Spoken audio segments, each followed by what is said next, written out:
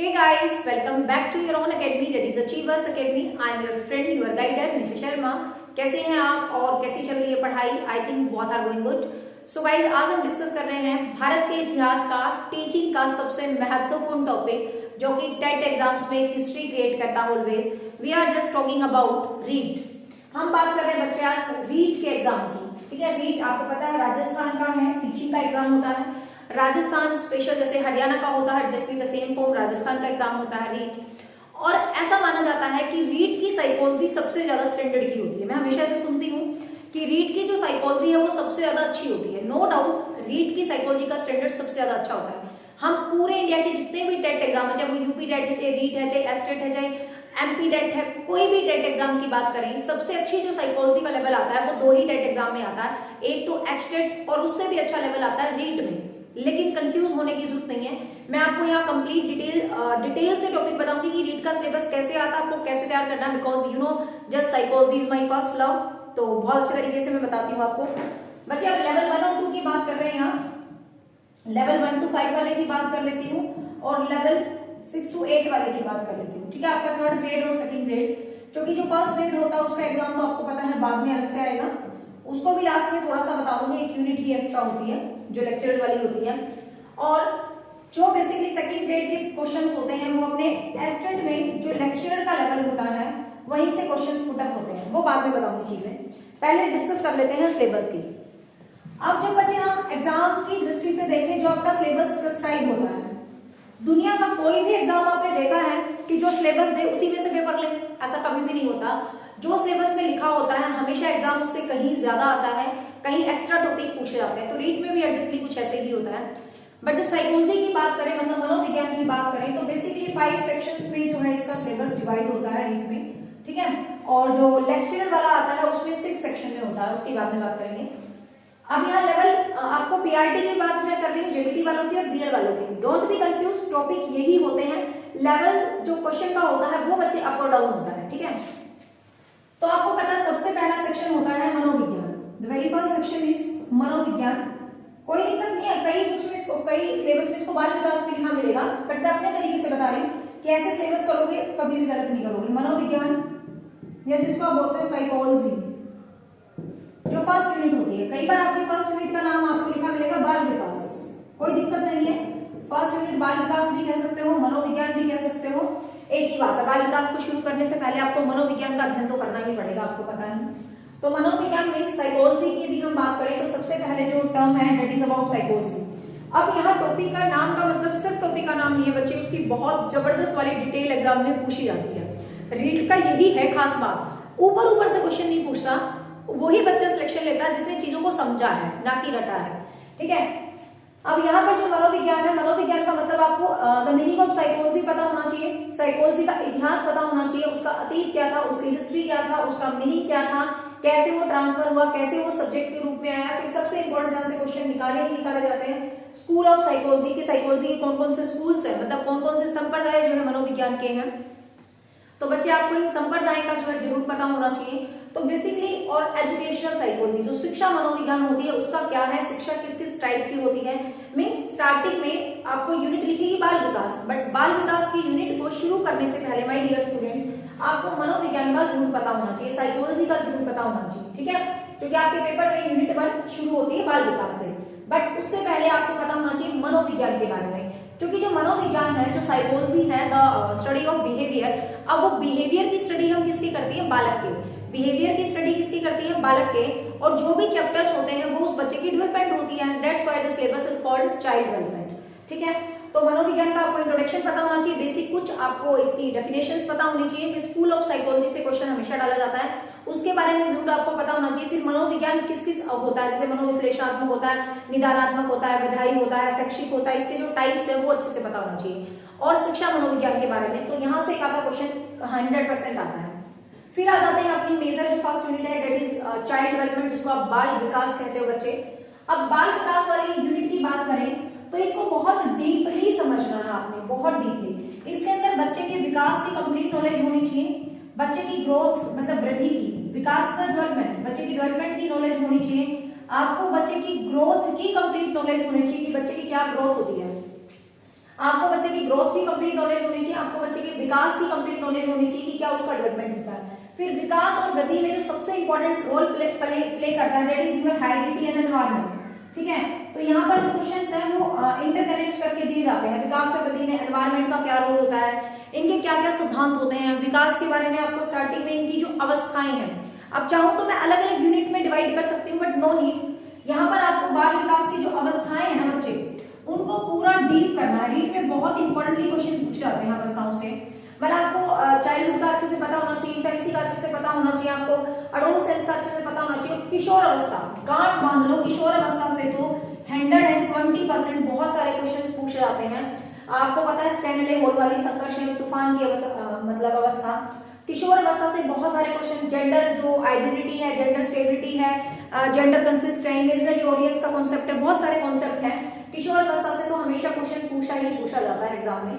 ठीक है, तो यहाँ पर आपको ये बच्चों का डेवलपमेंट, विकास, वृद्धि, ग्रोथ, हेरिडिटी में उनका क्या रोल है, फिर इनके अंदर जो सिद्धांत है जैसे बीज कोष का सिद्धांत है, मेंडल का सिद्धांत है, प्रत्यागमन का सिद्धांत है, ये सिद्धांत आपको वृद्धि से रिलेटेड पता होना चाहिए जरूर की जरूर। और आपको यहाँ पर विकास से रिलेटेड जो थ्योरीज है 100% क्वेश्चन आएगा। विकास के जो सिद्धांत है जिसमें हम कॉन्टिन्यूटी का सिद्धांत पढ़ते हैं, स्पाइरल डेवलपमेंट का सिद्धांत पढ़ते हैं, जो प्रोक्सिमोडिस्टल थ्योरी पढ़ते हैं, जेनरल टू स्पेसिफिक थ्योरी पढ़ते हैं। ठीक है, जो भी सारे सिद्धांत इंडिविजुअल डिफरेंसेस पढ़ते हैं, तो ये सारे सिद्धांत बच्चे आपको बहुत बेहतरीन तरीके से इस यूनिट को करना ही करना, मतलब बहुत जबरदस्त यूनिट है। 5 से 6 क्वेश्चन इस यूनिट से देखने को आपको एग्जाम में मिल सकते हैं। ठीक है, तो इस यूनिट को आप बहुत जबरदस्त करेंगे। फिर जो महत्वपूर्ण यूनिट है रीड में दैट इज लर्निंग।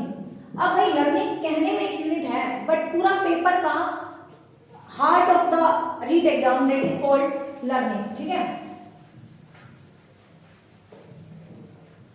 अब यहाँ पर जो डेवलपमेंट की अवस्थाएं है ना बच्चे, इसके अंदर जो सिगमंड फ्रायड है, आपको अलग से आपके पेपर के सिलेबस में कहीं भी दिखा नहीं मिलेगा। सिगमंड फ्रायड लिख के ले लो, आपको कहीं भी नहीं दिखेगा। जब आप सिलेबस डाउनलोड करोगे सिर्फ लिखा मिलेगा बाल विकास और बाल विकास वृद्धि ये वो, लेकिन इसमें टॉपिक क्या क्या है वो भी आपको पता होना चाहिए। ठीक है ना, तो विकास के अंदर जैसे व्यक्तित्व वाला टॉपिक है, इंसान की जो पर्सनैलिटी होती है आल्सो पार्ट ऑफ विकास। ठीक है, पर्सनैलिटी भी तो विकास का पार्ट है, तो आपको पता होना चाहिए personality is also the part of Vikas, personality भी विकास का पार्ट होती है।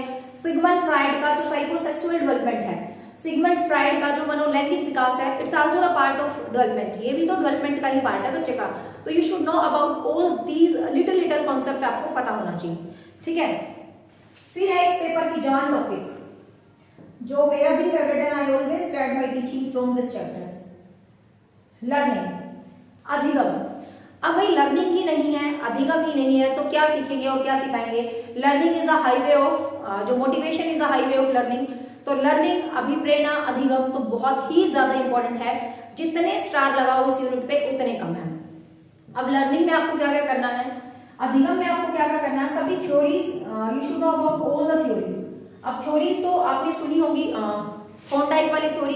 ठीक है, the very first theory that is trial and error method given by Thorndike, you should know about these theories. You should know about the theory of Pavlov, operant conditioning, S type theory, CR conditioning theory, आपको operant conditioning पता होनी चाहिए, आपको Bandura की theory पता होनी चाहिए। यहाँ पर बहुत सारी थ्योरी है, ध्यान रखना आधा पेपर इस पे बेस्ड है।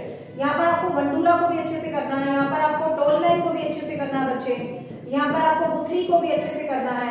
और ये चार तो सबको ही पता है, थॉर्नडाइक, स्कीनर, पावलोव, और ये तो एवरीबॉडी नोट्स की, ये तो करने ही करने हैं। बट इसके अलावा बंडूरा है, टोलमैन है, गुथरी है और ये ब्रूनर है। ठीक है, ये थ्योरीज तो बहुत जबरदस्त इनसे क्वेश्चन जरूर डालते हैं। ठीक है, तो थॉर्नडाइक, पावलोव, स्कीनर, कोहलर, गेस्टाल्टवादी सिद्धांत है, फील्ड थ्योरी है, फील्ड थ्योरी का पता होना चाहिए। फिर आपको रीइंफोर्समेंट के बारे में पता होना चाहिए, पुनर्बलन के बारे में, क्योंकि पुनर्बलन is also the part related to Skinner theory. ठीक है, पुनर्बलन भी तो स्कीनर की थ्योरी से रिलेटेड है, तो आपको स्कीनर का पता होना चाहिए। फिर आपको अधिगम के सोपान का पता होना चाहिए, डोमेन्स ऑफ लर्निंग पता होना चाहिए कि कॉग्निटिव है, ये है, वो है, सारी। फिर आपको यहाँ पर जो गैने हैं, गैगने भी बोल देते हो आप, गैने भी बोल देते हो, गैगने कहो या गैने कहो, गैने के सिद्धांत की जो हायरार्किकल है, जो 8 स्टेप है, problem solving learning given by गैने, तो गैने की प्रॉब्लम सॉल्विंग लर्निंग आपको अच्छे से पढ़ना है। फिर यहाँ पर आपको अधिगम के पठार अच्छे से पढ़ना है। ठीक है, लर्निंग के कर्व जो होते हैं, लर्निंग के वक्र जो होते हैं, हर बार क्वेश्चन आता है लर्निंग और ट्रांसफर ऑफ लर्निंग, तो भाई बहुत ही ज्यादा इंपॉर्टेंट है। ट्रांसफर ऑफ लर्निंग है, लर्निंग के कर्व है, अधिगम वक्र है, गंडूरा है, अधिगम की थ्योरीज है, अधिगम के सोपान है, मतलब जबरदस्त टॉपिक है ये अपने आप में। मतलब बहुत सारी क्लास ले लेता है, बहुत मतलब 6 से 7 8 10 क्लास भी करे तो भी कम है लर्निंग को। मतलब इतना ज्यादा इंपॉर्टेंट मैं इस टॉपिक को कहूंगी रीट एग्जाम के लिए, बहुत महत्वपूर्ण रोल जो है प्ले करता है लर्निंग, ठीक है।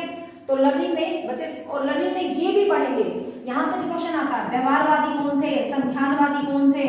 वैसे तो स्कूल ऑफ साइकोलॉजी में भी हम इस चीज को पढ़ लेते हैं, बट यहाँ पर आपको डिटेल से पता होना चाहिए कि ये वाली थ्योरी व्यवहारवाद पर बेस्ड है, ये वाली संज्ञानात्मक पे है, ये वाली आधुनिक संज्ञानात्मक पे बेस्ड है, ये वाली किस पे बेस्ड है, ठीक है ना। तो ये चीजें भी आपको डिटेल में रीड में ना क्वेश्चंस खोदते हैं, सीधा नहीं पूछते।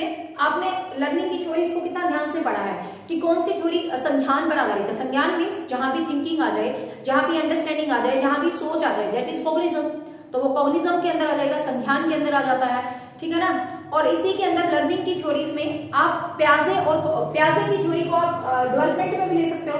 प्याजे वाली थ्योरी, प्याजे तो हमारे हर एग्जाम की जान है, कोई ऐसा पेपर ही नहीं है जो प्याजे को भूल जाए। मुझे याद है मैं जब भी अकेडमी में पढ़ाती थी, मेरे बाद किसी टीचर की क्लास होती थी मैथमेटिक्स की, तो कहते क्या बात मैडम आपके बोर्ड पे प्याजे बहुत दिखता है। तो मैंने कहा है ही नहीं है प्याजे ऐसा टॉपिक, कई बार पढ़ा के निकलते, कोइंसिडेंटली लेक्चर होता तो प्याजे कि मैडम प्याजे खत्म हो गया नहीं। तो भाई जीन प्याजे तो आपको पता हर एग्जाम में बहुत इंपॉर्टेंट रोल प्ले करता है। एंड आई जस्ट ये चैप्टर तो मतलब बहुत ही जबरदस्त है। तो जीन प्याजे के साथ साथ आपके सिलेबस में कहीं नहीं लिखा बच्चे कोहलबर्ग का मोरल डेवलपमेंट, कहीं भी नहीं लिखा है, बट एक बार इससे क्वेश्चन डाला हुआ था, तो पढ़ने में कोई बुराई नहीं है। कोहलबर्ग का मोरल डेवलपमेंट और वाइगोत्स्की को भी आप पढ़ सकते हो। वैसे रीट में क्वेश्चन कम देखने को मिला है, बट फिर भी आप पढ़ेंगे, ठीक है, कोहलबर्ग और वाइगोत्स्की, क्योंकि दोनों भी बहुत इंपॉर्टेंट जो है। हाँ, वाइगोत्स्की से तो क्वेश्चन आया है, खैर कोहलबर्ग से मैंने रीट में रेयर क्वेश्चन देखा है। मैंने साइकोलॉजी मेरा फेवरेट है, साइकोलॉजी तो मतलब रग रग में बसी हुई है।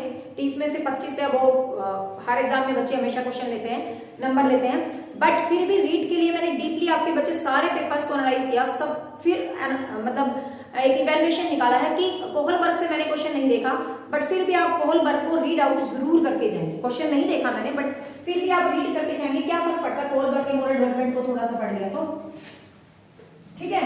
तो ये चीज है लर्निंग में। तो ये सारे जो कहने हैं ये भी लर्निंग में है।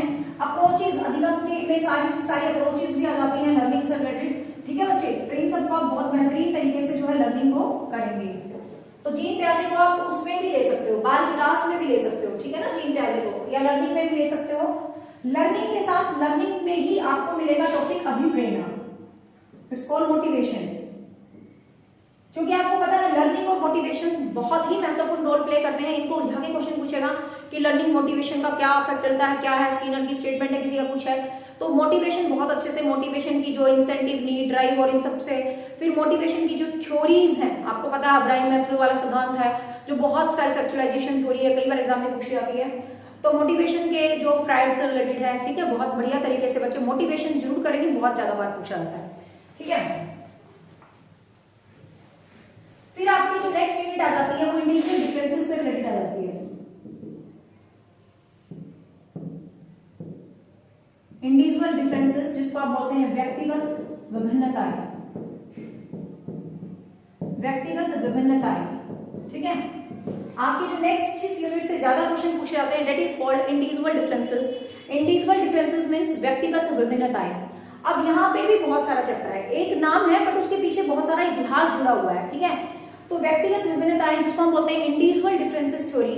बच्चे इंडिविजुअल डिफरेंसेस जो थ्योरी है इसके अंदर आप क्या करेंगे, इसके अंदर एक तो ये वाला सारा चैप्टर पढ़ेंगे जो सारे बच्चों का अध्ययन करता है, जिसमें आपका प्रतिभाशाली है, मंद बुद्धि है, पिछड़ा बालक है, बैकवर्ड चाइल्ड है, बाल अपराधी चाइल्ड है, डेलिक्वेंट चाइल्ड है, मंद बुद्धि वाले हैं, जड़ हैं, हर टाइप के बच्चों का आप डीपली अध्ययन करेंगे, ठीक है। एक तो ये चीज करेंगे। फिर हर टाइप के बच्चों की शिक्षा की हम इसी में बात करेंगे, मतलब जो इंक्लूसिव एजुकेशन वाला चैप्टर है, जो समावेशी शिक्षा वाला चैप्टर है, वो भी आप इसी चैप्टर का ही पार्ट मान सकते हो, ठीक है। क्योंकि बच्चों को ही पढ़ाना है तो इंक्लूसिव एजुकेशन की जो बात होगी, समावेशी समेकित शिक्षा की बात होगी, वो भी इसी चैप्टर के अंडर होगा, मतलब इंडिविजुअल डिफरेंसेस के अंडर ही ये डिस्कशन भी की जाती है, ठीक है। साथ में इंडिविजुअल डिफरेंसेस में ही एक कॉन्सेप्ट है जो बहुत बार पूछा जाता है, डिसेबिलिटीज। डिसेबिलिटीज क्योंकि डिसेबल्ड होते हैं चाइल्ड, डिफरेंट वे से होता है। डिसेबिलिटीज बहुत अच्छे तरीके से इसके अंदर सारी आपको हाइपर अटेंशन वाली डिसेबिलिटी, ऑटिस्टिक चाइल्ड वाली डिसेबिलिटी, सिंपल अफेजिया, डिस्ग्राफिया, ये तो सबको पता ही है, लेकिन जो हाई लेवल की डिसेबिलिटीज हैं उनको भी आप पढ़ के जाएंगे। डिसेबिलिटीज के साथ आप इस पे RPWD act, right of person with disability act, इसको भी थोड़ा बहुत पढ़ सकते हो, यहाँ से भी क्वेश्चन निकाल सकते हैं वो, ठीक है। तो मतलब डिसेबिलिटीज के कॉन्सेप्ट को बहुत अच्छे से करेंगे, इंडिविजुअल डिफरेंसेस के हर एक तरीके को बहुत बेहतरीन तरीके से आप करेंगे। फिर जो वेरी वेरी इंपॉर्टेंट यूनिट है, बहुत बहुत इंपॉर्टेंट है, वो आपकी समायोजन से रिलेटेड है, जिसको रीट में एक अलग यूनिट के रूप में देखते हैं, तो आप इसकी इंपॉर्टेंस का आइडिया लगा सकते हो, जिसके अंदर डिफेंस मैकेनिज्म की बातें आ जाती है, ठीक है। आप इसमें एड ऑन भी कर सकते हो, अलग भी लिख सकते हो, it's not a big issue, ठीक है। समायोजन, जिसको आप एडजस्टमेंट बोलते हो, हिंदी में क्या बोलते हो, समायोजन को एडजस्टमेंट बोलते हो। एडजस्टमेंट मतलब आपको पता, एडजस्टमेंट मतलब समायोजन, किसी भी स्थिति में आप अपने आप को कैसे एडजस्ट करते हो, दैट इज समायोजन। असमायोजन, कुसमायोजन, जब आप एडजस्टमेंट कर ही नहीं पाते हैं ना, तो ये चीज है। अब यहां से जो क्वेश्चन आता है बहुत जबरदस्त आता है, यहाँ तो इनके रीजंस पता होना चाहिए आपको, कॉन्फ्लिक्ट है, एंजाइटी है, फ्रस्ट्रेशन है, ये सब पता होना चाहिए। साथ में जहां से जरूर क्वेश्चन आता है वो आता है डिफेंस मैकेनिज्म, रक्षात्मक युक्तियों से, जिसमें आपका सब्लिमेशन होता है, जिसमें प्रत्यक्ष होती है और अप्रत्यक्ष रूप से जो है डिफेंस मैकेनिज्म पूछी जाती हैं। तो ये सब चीजें आपको बहुत बेहतरीन तरीके से बच्चे क्या करनी है, याद करनी है, व्यक्तिगत विभिन्नता। तो समायोजन बहुत बढ़िया मतलब टॉपिक है, यहाँ से क्वेश्चन जो है जरूर आएगा। इसके अलावा जो आपका लास्ट में रह जाती है चीजें, जो लास्ट यूनिट आपके एग्जाम में पूछी जाती है, मतलब first unit related to child development, जिसमें साइकोलॉजी और चाइल्ड डेवलपमेंट दोनों को पढ़ेंगे। Second unit specially related to learning section, जिसमें हम सारे के सारे चैप्टर पढ़ेंगे। Third unit related to individual differences, जिसमें बहुत चैप्टर पढ़ेंगे। Fourth unit related to adjustment, समायोजन, और फिफ्थ यूनिट होती है आपकी जनरल यूनिट, जो कि TGT और PRT लेवल तक ही होती है, 5 यूनिट। TGT जो आपका लेक्चर्ड वाला होगा बाद में, फर्स्ट ग्रेड वाला, उसमें 6 यूनिट भी है बताऊंगी, जिसमें से क्वेश्चन आते हैं। अब यहाँ पर जो आपकी 5th यूनिट होती है बच्चे, इस 5th यूनिट में आपको ये जो पेडागोजिकल इश्यूज है ना, इनको डिस्कस करना है। इसमें ना रिसर्च टॉपिक पे ही आपको कंक्लूड करना है, जैसे इवैल्यूएशन वाला टॉपिक है, ठीक है, मूल्यांकन वाला टॉपिक है, मतलब इवैल्यूएशन इज मूल्यांकन, बाइलिंगुअल पढ़ने में मजा आता है साइकोलॉजी को। इवैल्यूएशन वाला टॉपिक है ना, after that you will find RT, right to education, जिसको RT बोलते हैं, राइट टू एजुकेशन, शिक्षा का अधिकार। इसी के साथ आपको पढ़ना है NCF, इसी का लास्ट पढ़ना है आपको एजुकेशनल मैगजीन, एजुकेशनल मैगजीन मतलब जिसको आप शिक्षण सूत्र का नाम देते हैं, एजुकेशनल मैगजीन जिसको आप क्या बोलते हैं बच्चे, शिक्षण सूत्र का नाम देते हैं। तो RT है, NCF है, एजुकेशनल मैगजीन है, और यहाँ पर एजुकेशन की पॉलिसीज हैं, जो शिक्षा का इतिहास है, जो स्वतंत्रता से पहले चला था और अब तक जो चलता आ रहा है, उस शिक्षा के पूरे इतिहास को यहाँ पर पढ़ के जाएंगे। शिक्षा के पूरे इतिहास के साथ आप भाई NCP न्यू एजुकेशन पॉलिसी भी कर लो तो क्या दिक्कत है, प्रेजेंट टॉपिक है। और राजस्थान की खास आदत है, प्रेजेंट कॉन्सेप्ट को जरूर पूछा है, जितने भी पेपर देखे ना प्रेजेंट क्वेश्चन को जरूर पूछा है, ठीक है ना। तो NCP जो न्यू एजुकेशन पॉलिसी है 2020, जिसको सजेशंस दिए गए हैं, लागू होने वाली है एज सून एज पॉसिबल। तो न्यू एजुकेशन पॉलिसी को भी आप यहाँ पर अच्छे तरीके से करेंगे। यहाँ पर आप लर्निंग की असेसमेंट्स को भी बहुत अच्छे तरीके से करेंगे, ठीक है ना, assessments of learning, assessment for learning. तो लर्निंग की जितनी भी असेसमेंट्स होती हैं और जो भी छोटे मोटे इश्यूज होते हैं करंट जो CDP के होते हैं, वो सब आपके 5th यूनिट में आते हैं, ठीक है। तो बेसिकली PRT और TGT की मैं बात करूं तो यहीं तक टॉपिक है आपके सिलेबस में जो लिखा है, लेकिन जो नहीं लिखा और जिससे क्वेश्चन आप पेपर उठा के देख लो हर बार आ रखे हैं, सिलेबस में नहीं लिखा आपके, क्योंकि हर लिखी हुई चीज आने लगे तो सारे बच्चे ना सिलेक्शन ले लेंगे। हर लिखी हुई चीज कभी नहीं आती बच्चे, जो लिखा होता है उसको बेस्ट करो। और भी और टॉपिक बताते हो जो सिलेबस में नहीं है बट जरूर आएंगे, इंटरेस्ट, एप्टीट्यूड, एटीट्यूड, ठीक है, रुचि, अभिरुचि, अवधान, अभिवृत्ति, ये टॉपिक आपके सिलेबस में कहीं भी नहीं लिखे और हर बार इससे क्वेश्चन है, आप उठा के देख सकते हो बच्चे। कोई ऐसा पेपर नहीं है जहां इससे क्वेश्चन ना आ रखे, ठीक है। तो मापन है, जैसे मनोविश्लेषणवाद है, सिगमंड फ्राइड के मनोविश्लेषणवाद के ऊपर हर बार आपके सिलेबस में कहीं भी लिखा नहीं है। बुद्धि है, बुद्धि तो खैर लिखा है, तो बुद्धि के ऊपर, इंटेलिजेंस के ऊपर बहुत बहुत अच्छे वाले क्वेश्चन आते हैं इंटेलिजेंस के चैप्टर से, ठीक है। व्यक्तित्व जो पर्सनैलिटी है, खैर वो तो हम 4 इसके अंदर कह लेते हैं, ठीक है। सिद्धांत है, जो एजुकेशन की जो टीचिंग सिद्धांत है उनके ऊपर, जो आयाम है, जो डायमेंशनल है टीचिंग की, उनके ऊपर जो है हमेशा क्वेश्चन आता ही आता है, ठीक है ना भाई। मानसिक स्वास्थ्य से रिलेटेड हमेशा क्वेश्चन आता है। तो ये सारी चीजें भी आपको क्या करनी है, एक बेहतरीन तरीके से याद करनी है। PRT और TGT वाले बच्चों को इतना सिलेबस कर लें तो बहुत ज्यादा है। पीजीटी वाले जो बच्चे होते हैं जो फर्स्ट ग्रेड है, जिनका बाद में एग्जाम आएगा, उसमें 2 यूनिट और ऐड ऑन कर लेते हैं। मतलब यूनिट क्या, एक तरह से क्वेश्चन, जैसे कम्युनिकेशन वाली यूनिट ऐड हो जाती है, तो आईसीटी वाली, इंफॉर्मेशन कम्युनिकेशन स्किल, ये वाली यूनिट जो है आपकी बेसिकली पीजीटी लेवल में ऐड हो जाती है, ठीक है ना। संप्रेषण वाली और कम्युनिकेशन स्किल वाली, ये यूनिट से ज्यादातर पीजीटी में ही क्वेश्चन आते हैं लेक्चरर में, बट पीआरटी और टीजीटी वालों को बच्चे यहाँ तक यूनिट कर लोगे तो ये मोर देन सफिशिएंट है।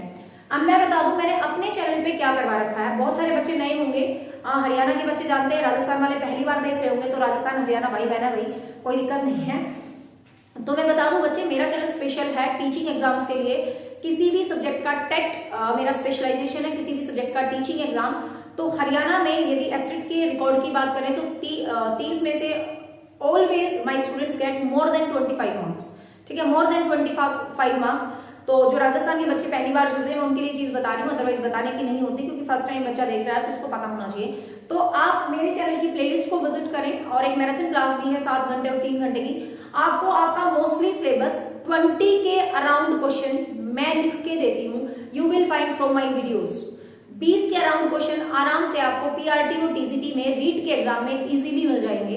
बट फिर भी कोई बच्चा कहे मुझे systematic, it's not my over confidence बच्चे, ये बच्चों का ही फीडबैक है और ये एक्सपीरियंस है। 8 ईयर से मैं साइकोलॉजी को पढ़ा रही हूँ, I just love with the psychology.